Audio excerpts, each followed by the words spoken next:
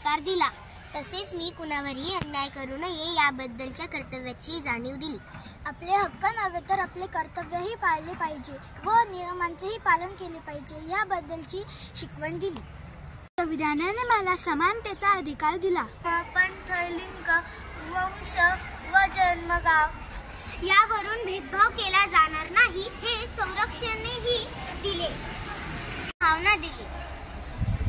तसेच राष्ट्राची एकता व अखंडता राहण्यासाठी सर्वांची बंधुभावाने वागायला पाहिजे ही कर्तव्याची जाणीव दिली।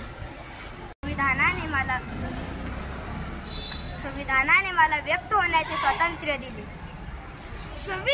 संविधानाने मला बोलण्याचे, ऐकण्याचा आणि राजकीय, कला व सामाजिक जीवनात सहभागी होण्याचा अधिकार दिला। संविधानाने मला